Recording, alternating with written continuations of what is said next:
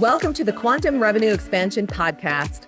My name is Ursula, and I'm a sales expert, strategic business coach, and USA Today bestselling author. I love sharing strategies that show you exactly how to turn your annual revenue into your monthly revenue. If you're looking to take a quantum leap in your revenue or sales, your team, your productivity, your success, and your life, then you are meant to be here. My goal in every episode is to help you take your belief that it's possible to 2x or 10x your revenue while working way less to knowing that it is happening right now. Hey everybody, welcome back to Quantum Revenue Expansion, where we talk about turning your annual revenue into your monthly revenue. I'm your host, Ursula, and I'm super excited to be back with you this week.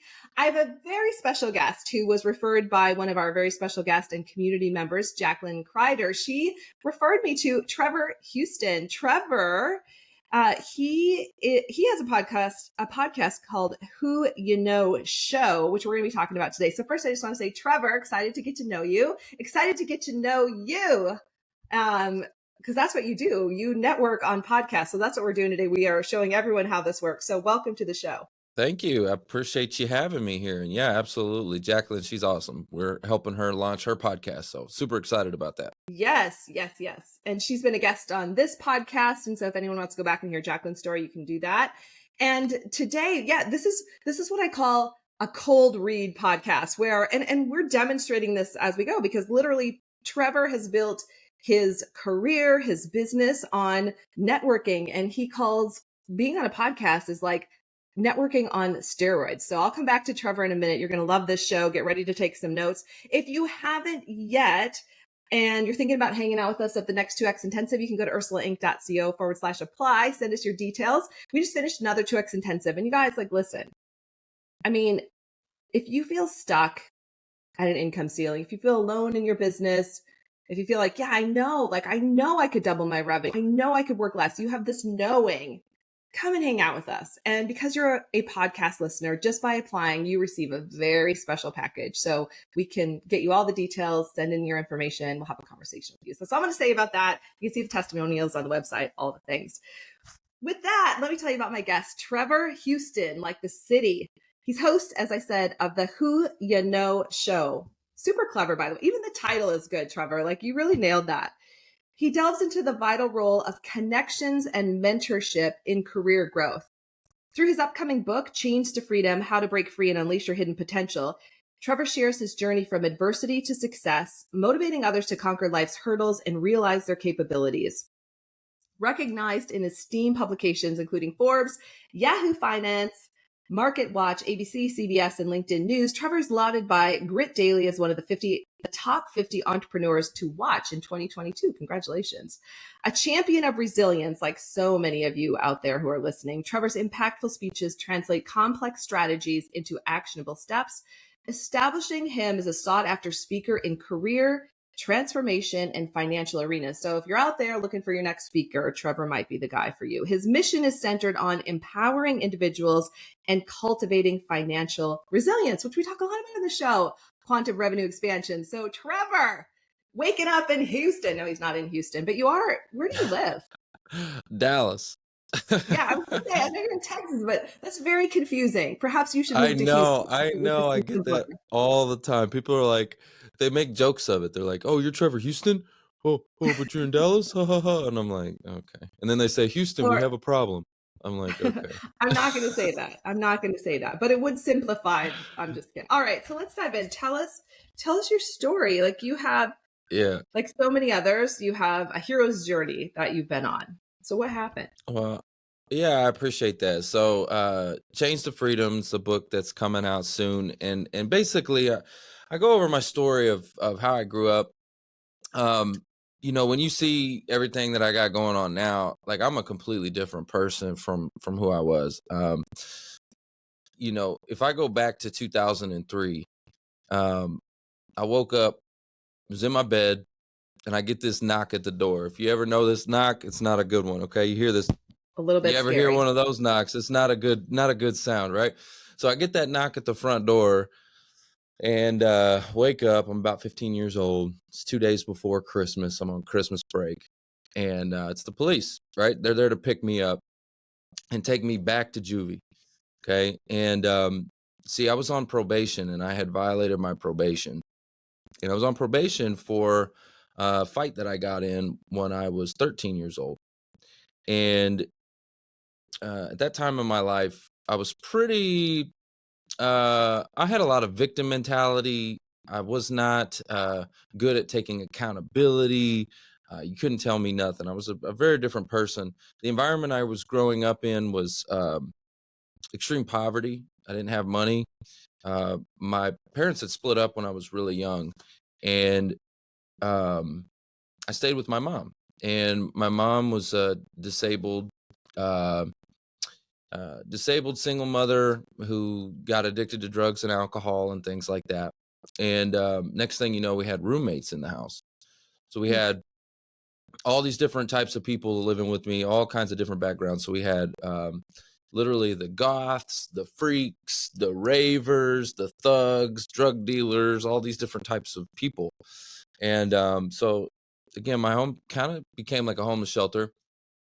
And again, we were in real poverty. Like I didn't have water or lights a lot of times. I remember stealing water from the neighbor's water hose, filling up a 5-gallon bucket Oh, wow. so I could go take that home and flush the toilet. Um, so things like that. It was crazy. And I actually slept in a knocked over bookshelf because I didn't have a bed. And so I took this bookshelf, put it on the ground, took all the shelving out of it. We put clothes and anything soft we could find, put a futon mattress on top of it, and that was my bed. And so again, I grew up in real poverty, got in a lot of trouble early on. My environment wasn't great. Okay. Yeah. And so there I am. I get picked up again by the police at 15 years old, go back to jail because I violated my probation, because I wasn't seeing my probation officer because my mom didn't have a car. She couldn't take me. So I go back to jail. And there the judge basically said, "Hey man, like this has got to stop. Your environment's got to change. And you can't stay with your mom anymore. So we have every right to throw you away until you're 21." And I was 15 at the time. So they were going to throw me away for like 5, 6 years. And or the alternative was to go live with my father. And so, of course, that was the easy choice, right? I'm like, let Yeah. me go, stay with my dad. And so So I wait, had so was to, your dad in a better position, Trevor, to take care of you? So like was he versus going into the system where you might have lived with like in social services or something? yeah, see, my dad was in a very, very, very better position than my mom. He wasn't wealthy by any means, but he had his stuff together. Okay. Got it.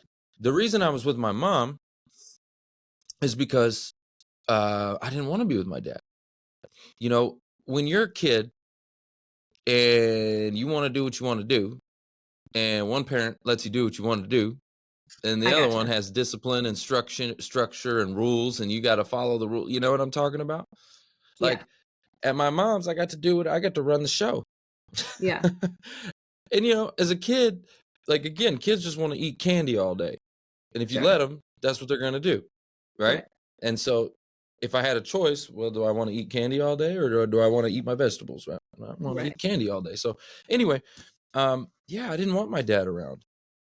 Plus when the divorce happened, my mom got the house. So that's where my friends were and stuff like that. So with my dad, I I had to get that. move. My parents are divorced Right. too. I didn't There's want a to move. lot that goes into that. Yeah. Hmm. And so, even though it wasn't the right environment, even though I feel like the court should have stepped in a lot earlier, but anyways, long story short, I had to move with my father, right? Which was actually a blessing. That was my heavenly father looking over me and Mm. sending me to see my earthly father. And my father taught me some valuable, strong lessons. I mean, he had to work on me. He had to put in some work because I was crazy at that time. And he had to put in some work. And the first thing that he did was show me the value of working Hmm. hard and having a strong work ethic. My father was an entrepreneur, he's a business owner. He owned a painting business, and I remember getting up early with him. You know, uh, and that was the first time I recognized the whole rise and grind thing. Like, he would be awake before the sun would rise, drinking his coffee, watching the news, would get on the work site and take something that was ugly and transform it with our hands and make it beautiful. And like that sense of pride at the end of the day, Yeah. when you work hard and you put in that work ethic, right? And like, so he taught me to have a strong work ethic. I can't even talk today. Um, and then he also taught me how to save. He would give me incentives. He was like, "Hey, I can't buy you a car, right? But what I can do is I'll match you dollar for dollar for whatever you save." Nice. So I was like, "Wow, it's like an incentive, right?"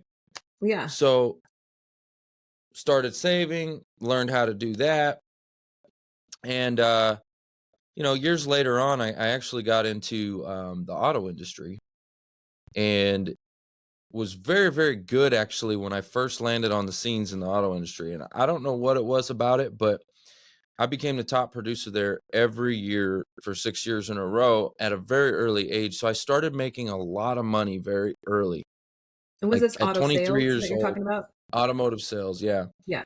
I started making like 150K at 23, 22, 23 years old.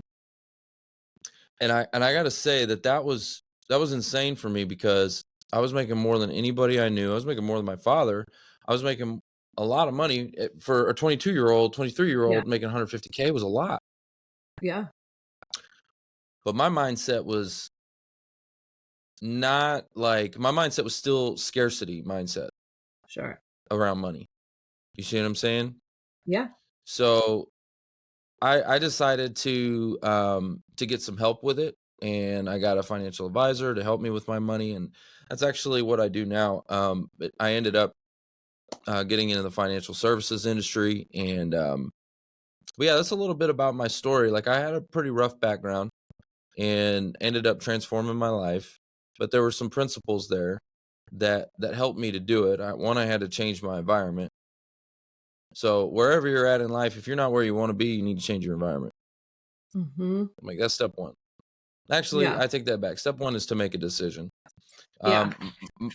The decision wasn't made. I didn't make it. The decision was made for me by the courts. But you got to make a decision.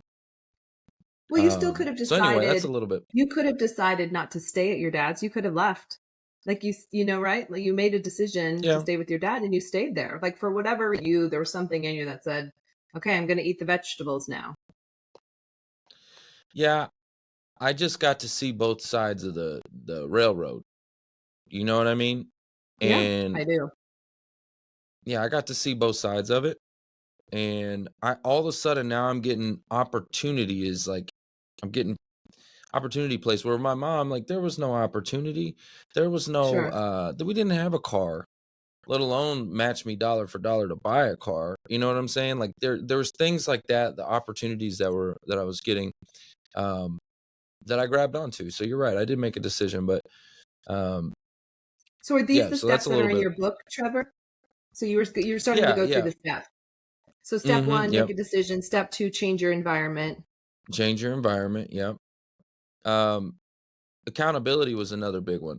I'm gonna tell you right now, I had to that was that was a big one for me. And I Yeah. almost feel like it's a superpower for me now because I make a lot of mistakes still. We always make mistakes. We're human, right? Yeah. And I feel like we live in a culture and a society today where people don't want to take accountability. They are throwing stones. Okay. That's what people are doing today. They're throwing stones. They are not taking accountability when they mess up. And they're pointing the finger at everybody else. And that's what I did. It's victim mentality, right? You got to get rid of that victim mentality. And I had it. It was everyone's fault but me, Mhm. right? And Yeah. so taking accountability when you make a mistake, and that's like one of the only, especially for a business owner or an entrepreneur who's trying to 10x their business. Look, you're going to make mistakes, but who are you blaming? At the end of the day, look at yourself, right? If you have employees and they're not doing what they need to be doing, who hired them? That's on you. You Yeah. did. Right? It's ultimately it all falls on you. So take accountability. Stop pointing the finger and stuff like that because I see that all the time too. But that was a huge one for me. there was a lot of lessons, a lot of things that I had to go through to get to where I am today. So I have anyway, that's a little bit of patience the backstory. because not everyone makes it out of those situations. And, you know, I think a lot of us who are entrepreneurs, I mean, I had a very interesting childhood. I've heard, you know, I've shared some of my story on here, but I mean, without that, I wouldn't be doing this today. I just wouldn't. Mm, I don't know what I'd be doing, but 100%. like that adversity has served me in so many ways. Like when so many other people give up, I'm like, this is nothing, nothing. And I feel like for you, Mm, same thing. You're very resilient, right? Because you know what it's mm, like to sleep in a bed made out of bookshelf when no one's really watching over mhm, you. And to your mom, mhm. like, you know, it's it just it's tough. Like when you see parents going through addiction and things, you know, maybe it could have been different. And then again, you wouldn't be who you are today either. So it's like hard to make sense of all the things. Anyway, that's a whole other Yeah, show, right? my mom loved me so much. I'm gonna tell you right now, she did. She Aw. loved me and my brother and everything. She still does. I love my mom so much. Like I know as I tell the story, it can come off as my mom's like a villain or something, and it's not. She's not a villain. My mom just had a little bit of a distorted way of showing her love, which was giving me whatever I wanted. Yeah. And it's like being my friend almost. Like me and my mom when I was young, we were like best friends. Sure. You Yeah. understand what I'm saying? Like I do. best friends. Like we would hang out and be Yeah. smoking weed together and doing all kinds of crazy stuff. Like, but we were Yeah. friends. Like Yeah. me and my mom, she would give me whatever I wanted. You know what I'm saying? And it's like Yeah. that's not really the role she was supposed to be playing, but she did love me. I know that for sure. She still does. You know what I mean? I love my mom, but Yeah. anyway, it was a Unconditional different love. distorted. Yeah, it's just Right. kind of a different type of love. Right. And I mean, Anyway. I think about this all the time. Like, I think parents would have done things differently if they would have known to do things differently. And they look back and think, probably, maybe I could have done things differently, but they didn't. Right. I mean, I have my mom, my son gave this to me for my birthday about a week ago, a 10-year-old Mm, old boy. So sending love out to your mom because moms and sons, it's very special. So it's beautiful. I'm glad you yeah. have that unconditional love and she's still alive. She's on the planet. Yeah, yeah, she's still here, yeah. I Yeah. love my mom to death. She's amazing and, yeah, shout out to you, mama. I love you. So many things. I want to unpack. There's a lot that we've talked about, and of course, the underlying all of this is the fact that you ended up in financial services, which Mhm. the likelihood of that is probably very slim, given what you like went through, right? That's not typically where people would end up. So tell us about how you got into financial services, why that's important to you now, and how you. I mean, I'm guessing this is what you help other people do now. Yeah, so I honestly, I got into the business because I was being recruited in, okay? Because you were killing Again, it in auto I sales. was Was that where they? I was killing it in the automotive sales, Yeah. and my financial advisor was like, "Man, we need to talk. You could do Ah. so much more. We need to talk, man." Okay. And I'm like, okay. Actually, I told him no, like probably 4 years in a row. I was like, nah, man, I'm good. I'm good. I'm good. Cause I was crushing it. I'm like, I'm good, man. No, I'm like, you're crazy. There's no way I will leave this. You're nuts. I was crushing it. And, but after hitting that glass ceiling over and over and over and over, like no one was ever going to at the dealership I was working at, even though I was the top producer, no one was ever going to promote me. As long as I was their top producer, they didn't want to lose that. Okay, Sure, that's of number course one. not. And number two, corporate politics. That's number two. And number three, I was aggressive. Okay. And probably wasn't ready for it, for all I know. But I kept hitting that ceiling. I would watch an opportunity come When you and say they'd give it to the opportunity, guy. Trevor, was it like management that you were interested in? Yeah, exactly. I wanted to Like grow, general you know. GM or that kind of thing? 100%. Yeah, I wanted to Okay, grow. And so it's like I wanted to move up either into finance or into management, got right?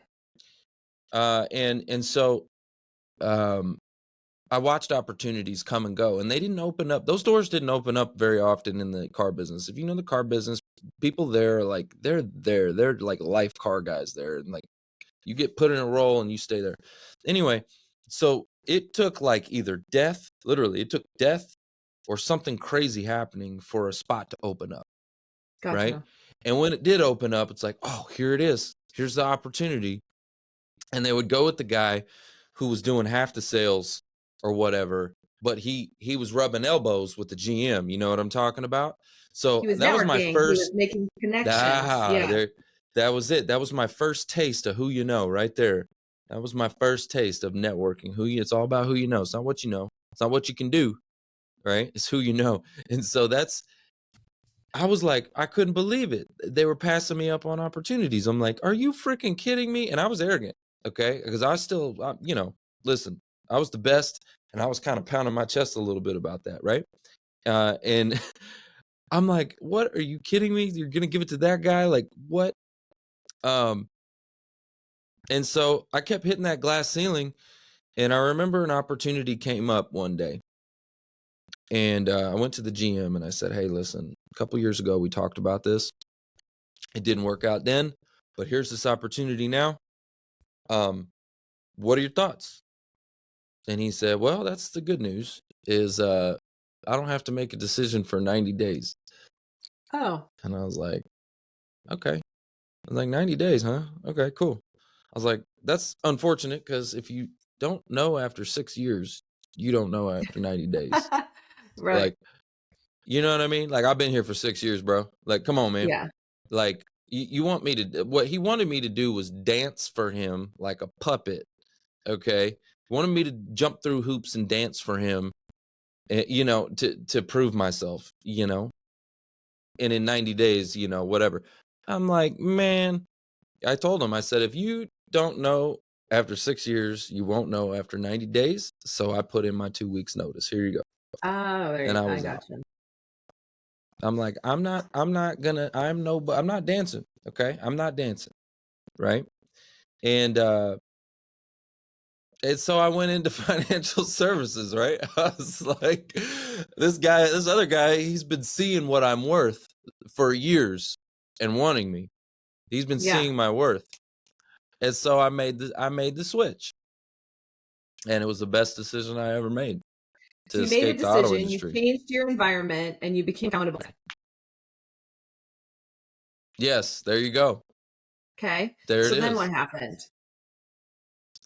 So, when you leave something that you're really good at and you're a top producer and you're making a lot of money and you get into something brand new. Okay, this is something everybody listen, this is a lesson for you. Anytime you do something new, Yeah. expect to suck at it. Right. You're just not going to be good right away. And where Yeah. I was great. And so now all of a sudden I suck. And I'm having to learn that again. Been there. And I'm We've like, all been oh my there. gosh. Yeah. Right. And I'm like, oh my gosh. And so like my first year was really, really rough. And I'm like losing money and I'm like going backwards and I'm having those scarcity thoughts again of losing everything. And wait, I'm going to stop you there, Man, Trevor, because that's where most people yeah. will quit. Whether it's starting a new business, starting a new sales career, just starting anything, that's where most people will say it's too hard, I'm not doing it. So what did you say to yourself, or was it the accountability? Like, what are the things that kept you going? Oh, I was never going back to the auto industry. Like I would die before I would go back. Like, I mean, So you were highly you gotta motivated to not go back to that. burn the ship. Burn the ship. Yeah. Listen, they say don't burn your bridges. Burn your ship. Burn them. Burn them all. Burn them. Like, Yeah. so you have no choice but to make it work. Yeah. Because if you have this second alternative and you're thinking you've already lost, you've given yourself an option. So I did not want that. I'm not going back. I am going to prove it. I mean, if I had to sell my home and to get if I had to make some drastic choices, I was going to do that. I was gonna figure it out. And a lot of times when you're starting a new business, it's just about getting some runway. It's like it's it's a plane, and that plane is heavy, and you need a lot of like lift. Okay. And you need that runway. And if you don't have enough financial runway to get that plane off the ground, right? You won't. Right. And so sometimes that's what it's about. It's like, it's just time, really. You just need enough time to get the thing off the ground. And so, anyway, my first year was rough. And I remember calling my dad, like beat down. I'm like, did I make the wrong decision? Like, I was like, man, I don't know. I felt like a failure, all this stuff. And, but there was one day I had to get rid of the stinking thinking. And again, this was a decision. I drew that line in the sand and I said, no more stinking thinking. I'm not going to focus on the things I can't control. I'm going to focus on the things I can control. I'm going to do it with a smile on my face. And like everything changed from that point on, because I made that decision. Like, I'm not going to, I was like, this is not who I am, because I was going, again, I was having anxiety. I was having fear and stress. And I'm like, this is not me. I'm like normal. I'm confident. I've got energy. I've like got authority. I speak with conviction. I'm like, this is not who I am. I was so weak. I was weak-minded. I was like, drew the line. No more stinking thinking. I got to get up and be me again. And I started to find joy in it, right? Started to find joy in it. And then I found this group, and it was through networking. This happened through networking. Okay. I was sitting at having coffee, old school coffee networking, right? Meeting this guy. And this was insane. Let me tell you, this story was crazy.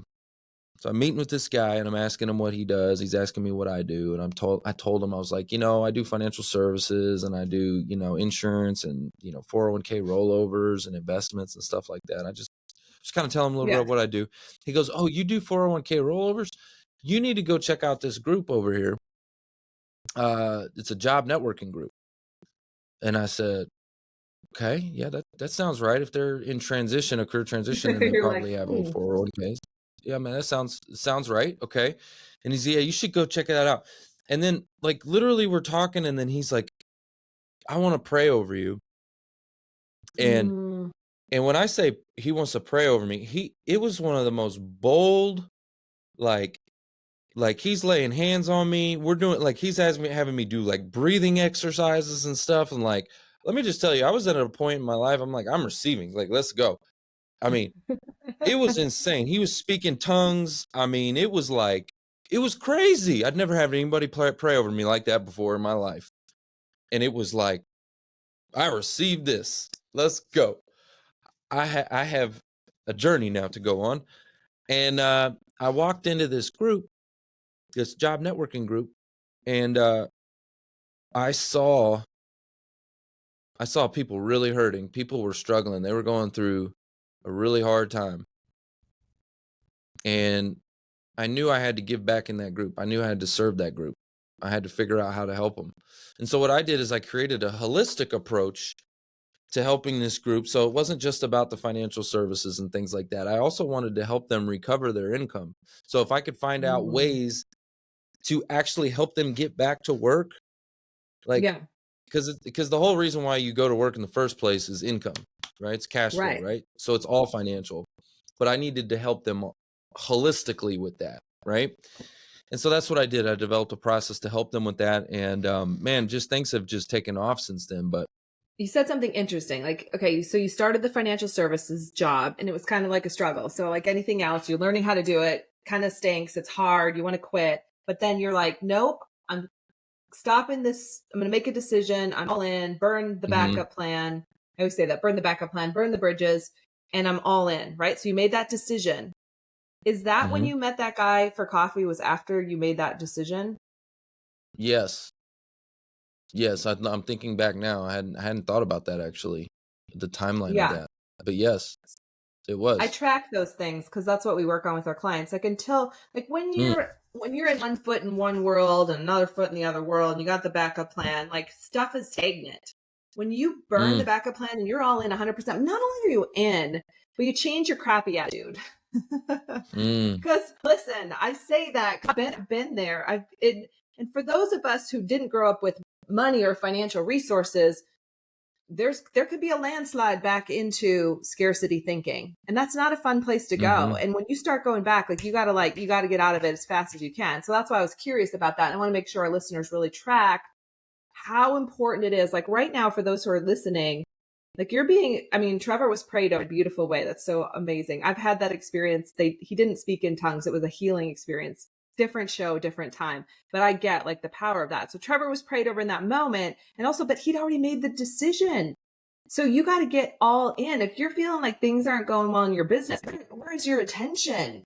What are you focusing on? Like, are you looking at scarcity and what's not working? Or are you focused on, as Trevor said, what you can control and what you're moving forward? So I just wanted to put an exclamation point on your point. And we're exactly at 30 minutes. This went really fast, Trevor. We could talk all day. But I have another question, then we'll wrap up, because obviously this is really about who you know and how it matters. So we can see the trajectory of like who you met over time in, just a couple minutes. Like how has networking become your superpower? Because I really feel that it is. Like, what are some of the tips that you can give our listeners?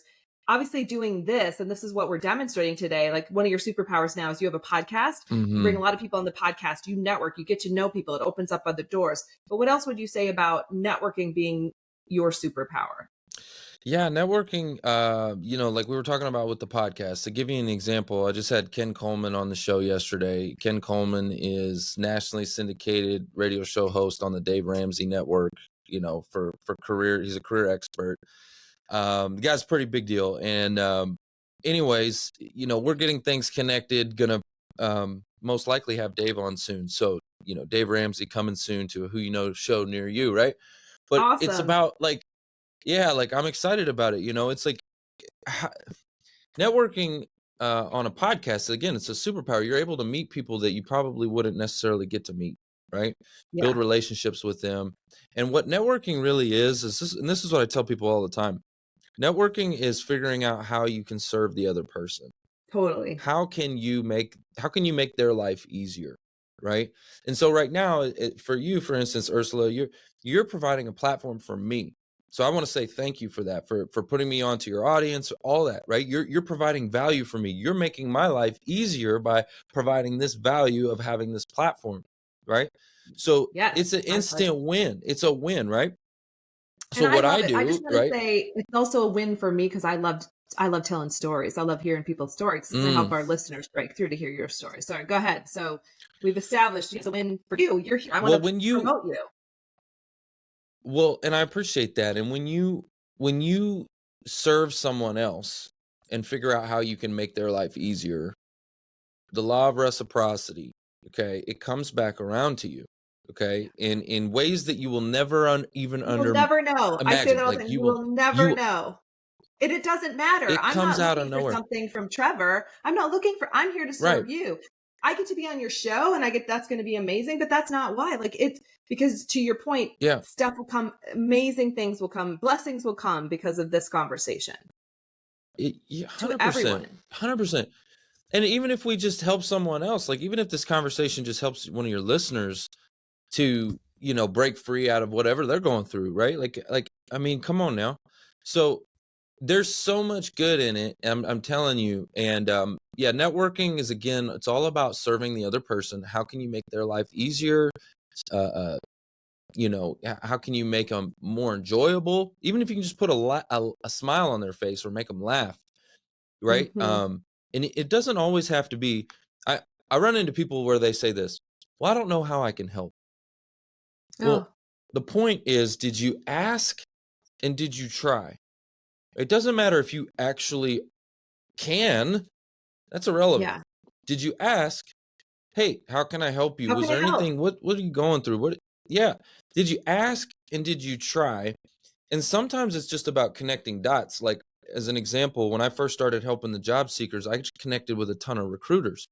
And I just put the two groups together. I just connected the dot. And the more I put job seekers and recruiters in the same place at the same time, good things happen.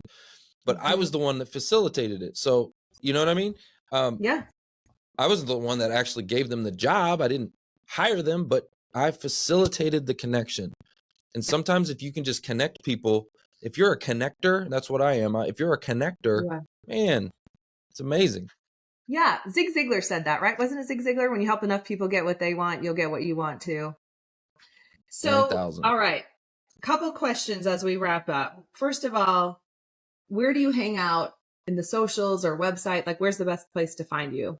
Yeah, Obviously, the your best podcast. place would just be, the podcast would be great, but LinkedIn is where you'll find me most active. Come check me out on LinkedIn, Trevor Houston. Okay. Then you have a gift or an opportunity for some of our listeners. Can you tell us about that? Yeah, that's the Career Transition Summit. And basically, if you're in a career transition, right, there's a lot of things that we can do. Again, I created this holistic approach. So it's basically the first step is how do we recover that income, right? And to recover that income, it's about rehumanizing the job search process. So right now you're applying online, your resume is going into the black hole. No one's reaching out to you. You're getting ghosted. No recruiters are talking to you. You know, your LinkedIn probably looks like crap. You need an update. Okay. But what we need to do is we need to humanize the job search, put the human element back in. And so I've got all these different strategies that I'm going to teach you. And then we actually, once you go through that, you become part of our mastermind as well. It's all free, by the way. I do free training on this stuff.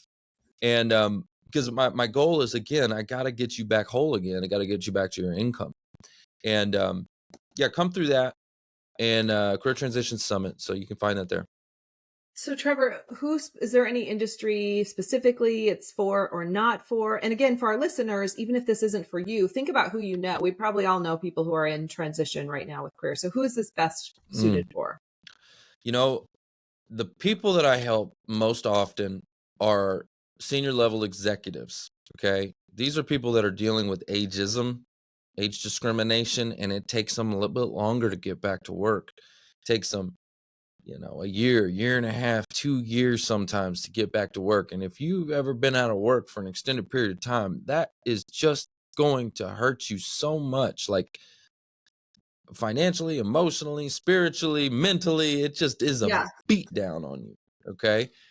And so those are the people I can really, really serve and help get back. So it's not necessarily an industry. I'll help anybody in any industry. But the people that I end up helping a lot are people that are dealing with age discrimination. We help those folks a lot. And I don't think people realize that's actually an issue. My husband is going to be turning 50 this year. And he's like, this, and some of his friends, like, this becomes a scary time for job transitions, and even if you're being recruited out, it's a little bit like, do I want to take on something? So there's a lot, and 50 is probably not even that aged in the whole aged space, but it's a real thing. It's getting in the 40s now. It's crazy. It's getting in the 40s now. It is. I'm telling you, it's. I'm not kidding. Wow. I know you would think that's prime, but like in the mid to late 40s, I'm telling you, it's getting earlier and earlier and earlier. These companies, anyways, I could go off on a whole tangent about this. These companies, they want someone to, they call it the purple squirrel. Okay, that's what they call it. Anyways, I go on a whole thing with that, but we don't have time for that. Okay, so anyone who's feeling that or feeling stuck, whether you're in your 40s or beyond. Okay. All right. Well, Trevor Houston from Dallas, thanks for hanging out with us today. We really appreciate what you've shared, all the tips for entrepreneurs and for those who are in career transition. So thanks for being here. Thank you so much. I appreciate you. Yeah, so fun. And to our listeners all over the world, we love hanging out with you. If there's anything we can do for you or how we can serve you, you can email us at contact@ursulainc.co. And or if you have guests that you would recommend being on the show. That's it for this week, everybody. Make this your most epic month yet. Thank you so much for tuning into today's episode. If you loved what you heard, be sure to leave a review on iTunes so I know what you like and can create content that guides you to up-level your business even more. If you want more strategic business tips, follow me on social media. You'll find me on Instagram, Facebook, TikTok, YouTube, and LinkedIn. And you can visit my website at www.ursulainc.co. I love being on this journey with you and can't wait to connect with you on the next episode. In the meantime, make this your most epic month yet.